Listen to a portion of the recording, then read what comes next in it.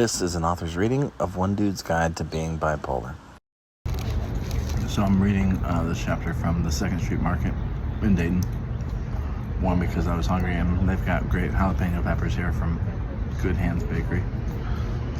But also because talking about supports to put in place this chapter, and I think one of the supports that also I probably should have talked about is just doing things you enjoy. And this is one of the reasons I moved to Dayton, was that they had this really cool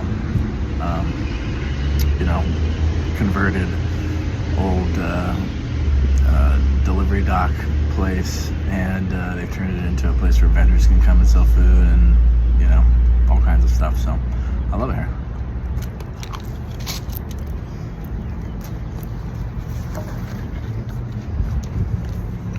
But that being said, let's do chapter 11. Chapter 11, The Dude Abides, What Supports to Put in Place.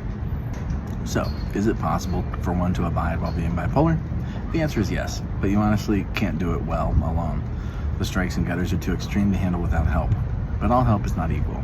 This book wouldn't be complete without an overview of some of the ways different people who are in your life, or who need to be in your life, can best support you in your journey. Your first line of defense, of course, are your friends and family. Ideally, they'll be honest with you, and they'll be willing to risk your wrath when manic, or cold shoulder when depressed, to tell you when you're not being completely honest with yourself or managing your condition well. This is much easier for others to do when you empower them to confront you when they see it going off the rails one way or another.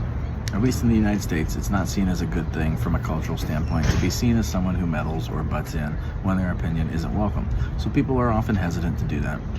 That's why it's important for your friends and family to know that you want them to intervene if they see you getting too high or too low. You'll have to warn them that you may not listen, however, and having understanding friends who try and fail to get you to pay attention to the warning signs they're seeing is far superior to having friends who watch the warning signs fly by and do nothing, or worse, who enable your self-destructive behavior. You definitely should have other supports, but if you at least have supportive friends and family, then you have a fighting chance. Another indispensable person you should have in your life is a good psychiatrist.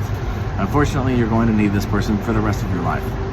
No one likes an unmedicated bipolar person, and going off your meds is the greatest indicator of future problems.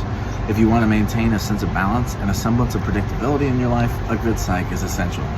Now, I didn't always understand the difference between a psychiatrist and a therapist, but they're two very different but important types of support. A psychiatrist is a doctor who can prescribe medications for you and help you find the right drug cocktail to keep you stable.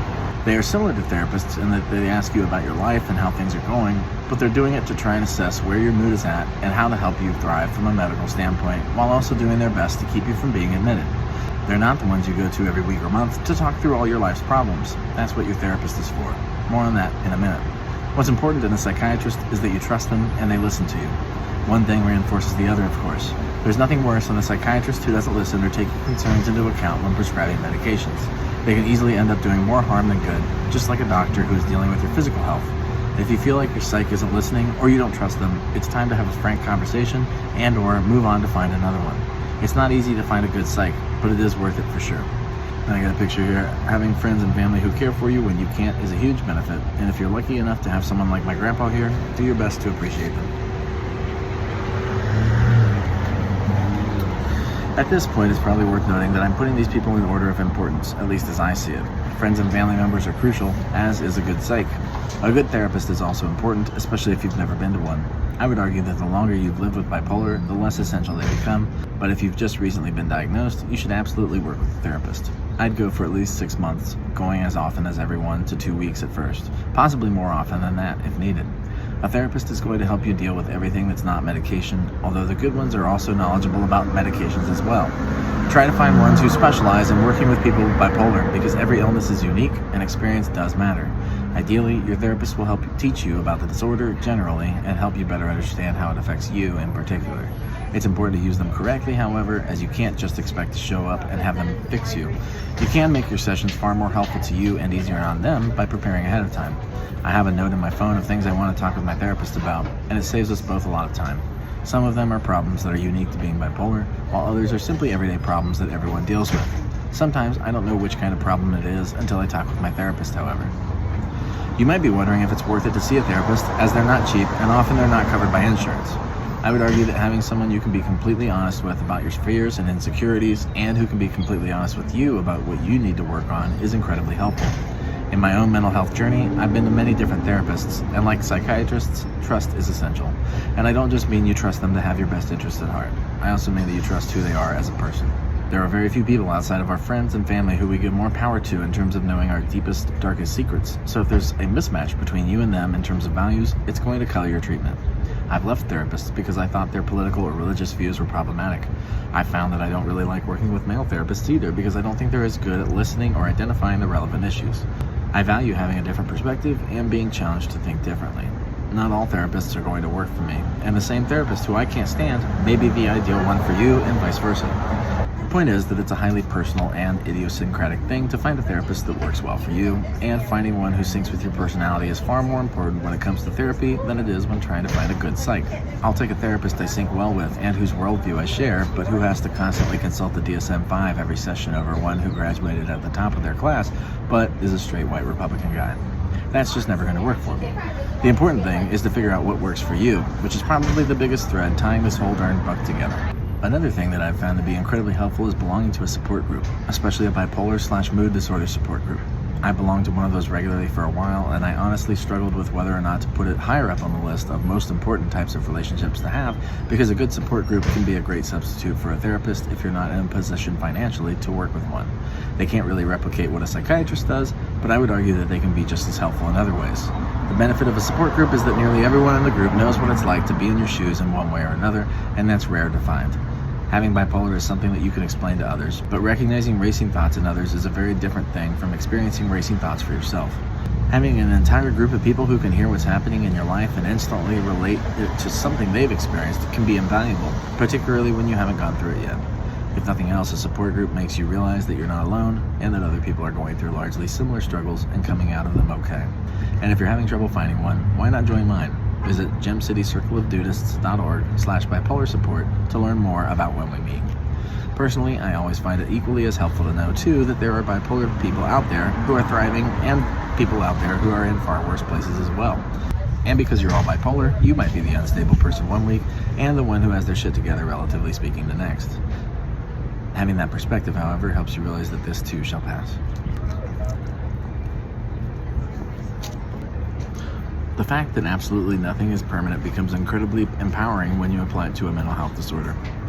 Being in a group like this helps you gain a perspective on the illness by recognizing that it's all in your head, but not in the sense that this means it's easy to get over. I mean it's all in your head in the sense that it's a chemical imbalance that isn't permanent, and your life situation can be exactly the same from one week to the next, while your perception of it is widely different, because it's dependent on your mood, not on your reality. I would argue that a support group is a useful tool for anyone suffering with bipolar, but if you find yourself lacking in other external sources of support, such as friends, family members, or mental health professionals, it's an indispensable tool that you can utilize to great effect. And finally, I would be remiss if I didn't mention the most important relationship that you have to foster if you want to navigate life successfully while being bipolar: your relationship with yourself.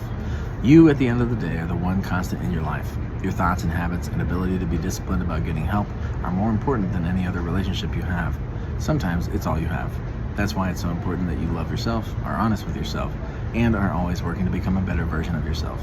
That means working towards your dreams while operating firmly in reality. It means paying attention to your warning signs and taking corrective action whenever you're heading into trouble. It means planning ahead for the bad times so you can enjoy the good times. Most importantly, it means always striving to learn from your mistakes. Making a mistake isn't usually fatal. Repeatedly making the same mistakes over and over and over again, however, is the best recipe I know for losing jobs, financial security, relationships, and ultimately losing control over your life. Bipolar is a thief. Don't let it take everything away that you hold dear. But how exactly can you not only get by while living with bipolar disorder, but also thrive? That's what we'll talk about in the next and final chapter. This has been a production of Gem City Dudeist Priest, LLC. All rights reserved. To find other formats of this book, visit gemcitydudeistpriest.com/bipolardudeguide. You can find it on bookshelves at Barbara's Bookstore at 111 North State Street in Chicago, or locally at Star City Booksellers in Miamisburg. It's also now being carried by the Words Fair, which you can find at 2nd Street Market every Sunday, right here in Dayton. And if you'd like to donate to the author, you can via Venmo or Cash App at Gem City Dude. Thanks so much for listening, and abide, everyone.